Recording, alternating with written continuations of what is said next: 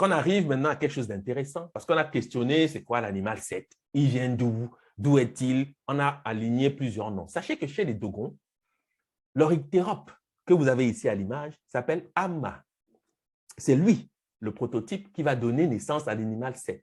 C'est l'Oryctérope qui est d'ailleurs cité parmi les animaux qui ont été recensés pour identifier l'animal 7. Sauf qu'il manquait l'argument traditionnel pour vraiment l'appuyer. C'est l'Oryctérope. Il s'appelle Amma, c'est le nom de Dieu qui va donner l'animal 7. D'accord? Les caractéristiques sont les mêmes. On aura naturellement pas le temps d'aller dans le détail, mais sachez que ce que je dis ici, ce n'est encore rien quant au fond. Parce que je vais quand même citer quelques auteurs qui parlent de cela, mais enfin, je vais me limiter à ça. Sachez que c'est lui qui produit donc cette image. Et il a quelques caractéristiques. Quand vous observez cet animal, d'abord, c'est la même famille que le porc. Évidemment, on comprend donc pourquoi. Et il a quelques caractéristiques spécifiques. Observez le nez, observez les oreilles, observez la queue. Ben, ici, elle n'est pas raide, mais enfin, elle existe. Et le comportement de cet animal aussi est très intéressant. On n'aura pas le temps vraiment d'aller dans le détail. Mais enfin, c'est lui le prototype. Parce que parmi les animaux cités, on cite l'Oryctérope sans certitude, parce qu'on dit que c'est un animal fantastique. Non. C'est lui, Amma, qui va donner l'image de l'animal 7, parce qu'il s'appelle comme Dieu, Amma. En bambara, il s'appelle Tinba. Tinba signifie le grand être.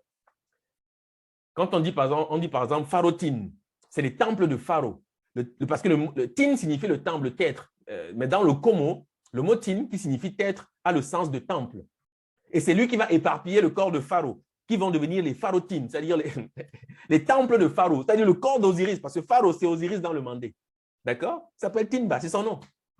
Le grand être. D'accord? Bon. OK. Je vais citer maintenant plusieurs auteurs pour bien signifier que c'est bien l'Oryctérope, l'animal de Seth.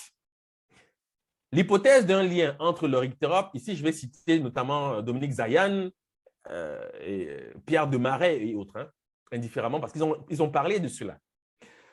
L'hypothèse d'un lien entre l'Oryctérope et l'animal de Seth a été suggérée par Newbery, Jensen et Hermann Tevelt. Donc vous voyez que ce n'est pas nouveau. Ces auteurs avaient déjà vu quelques similitudes, mais sans certitude. Bon. Pierre de Marais écrit ceci. À l'autre extrémité du continent, il parle du continent noir, c'est-à-dire en Afrique, pour les Bambara de l'Afrique de l'Ouest, l'Oryctérope et le pangolin appartiennent aussi à la même famille, car tous deux sont des animaux griffus et fouisseurs.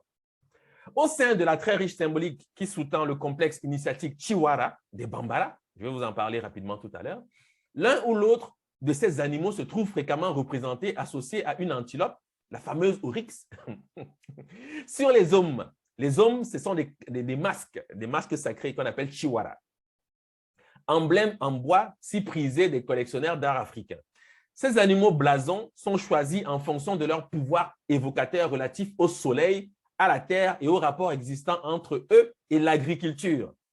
Gratter, fouiller le sol, c'est le propre du cultivateur qui, en accomplissant ses activités, est pareil aux animaux griffus fouisseurs, dont, selon Zayan, les plus célèbres sont chez les Bambara, l'Oryctérope et le pangolin. Par un glissement de la métaphore à la métonymie, les Bambara en arrivent ainsi à envisager certains animaux comme des êtres humains et certains humains comme des animaux. L'Oryctérope en particulier est censé connaître sur toutes ses coutures la terre qu'il creuse. Aussi jouit-il dans l'initiation Chiwara d'un prestige considérable, des néophytes séjournant même dans son terrier pour acquérir son endurance au travail, sa persévérance et sa patience. La posture rapproche aussi cultivateur et Oryctérope lorsque, arqué au-dessus du sol, le dos bombé, le nez dans la poussière, il fouille le sol avec le même empressement pour y trouver la nourriture. Du même coup, pour la pensée symbolique Bambara, l'Oryctérope apparaît aussi comme un médiateur qui assure la corrélation du mariage et du travail de la terre. Sur les masques hommes, on le représente parfois avec son membre viril en érection, pénétrant même la terre. Comme l'explique Zayan, dans cette attitude, il conjugue dans la même posture l'idée de pénétration de la femelle et celle de la puissante faculté qu'il possède, lui, à s'enfoncer dans la terre. La position courbée est celle qu'affectent naturellement l'Oryctérope et le pangolin. L'homme pendant le coït, le cultivateur durant le sarclage et le binage, et donc dans la logique métaphorique, les masques du Chiwara pendant la danse. La courbure du dos renvoie aussi à la voûte céleste, dos du ciel sur lequel le soleil, vrai griffu de la culture, monte et descend quotidiennement. Mal le plus prestigieux de l'univers, l'astre sans lequel rien ne pousse ni ne vit, pénètre la terre grâce à l'outil du cultivateur, la houe. Travailler la terre revient donc à y faire pénétrer le véritable ferment de la vie, c'est-à-dire le soleil. La pensée Bambara superpose ainsi, en une série de plans inséparables, copulation, travail de la glèbe, fécondité, mariage, orictérope, cultivateur et soleil. Mais cela n'épuise pas pour les Bambara la richesse sémantique d'un animal fouisseur tel que l'orictérope.